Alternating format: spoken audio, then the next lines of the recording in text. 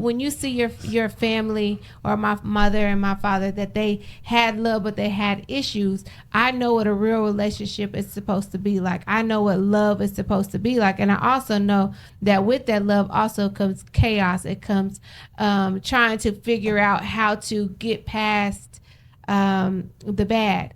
I had a what is it called, a aha moment. I was listening to something online, and he was talking about relationships and how marriage is to love and to hold through better and worse, in sickness and in health. And what he said when he was talking, that, I mean, it was just like my eyes were open. We're told to find marriage, to find somebody that brings you happiness, right? That brings you love, that you enjoy. But he said, you got to find somebody that you can suffer with. Mm-hmm. Somebody that you can go through life with. When he's sick, I'm there. Mm-hmm. When he's not the best version of himself, I'm there. When he is not who I know he can be, I'm there. You have to find somebody that's going to do life with you, that will suffer with you. When we broke, and we eating them ramen noodles, the mustard sandwiches, them bean patties. I don't know if y'all know about that, but we doing it together. It's not about the happiness or an emotion. Correct. It is about who I can stick through my suffering with, and picking the right person. So when you mention the fruit, I have to be able to see the good. I have to be able to see the potential without sacrificing who I am and who I want to become. Well, in not sacrificing, that's the key, because so many people look at Big Mama and Grandpa and Mimos and all those, and they look at their relationships and say, well, they stayed together through all these things. Look, I want to help somebody be free real quick. Okay? Come on. Let's just do a little history lesson. I'm Gen X. My parents were baby boomers. For those of y'all who don't enjoy history the way I do, I'm a classic nerd, y'all. I love it.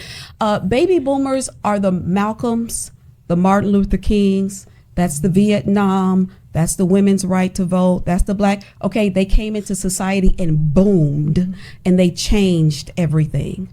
Before them was a generation called the silent generation. That was the generation that survived the Great Depression. Okay, before the silent generation, was full on sharecropping and borderline slavery. We were in that quasi zone. All right. And before that was slavery. Now, for the silent generation, which is my grandparents, and for the millennials and the people further down, your great grandparents, you want to know why they stayed together? They had no choice. Thank you. They had no choice. They had no choice. There was not an option. Women did not have the right to vote. Black women did not get the right to vote till well after Anglo women did. Okay?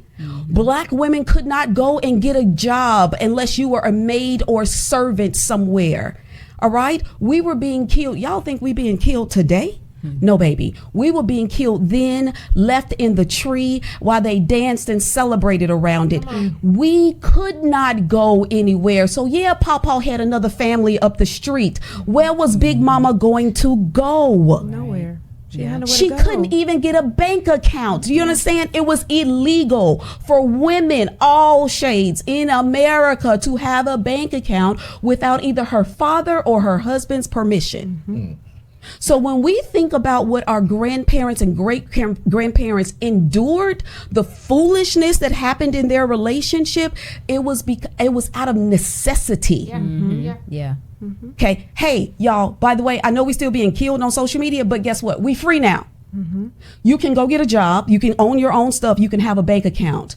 So do I believe in marriage and suffering through when things get bad? Absolutely. Absolutely.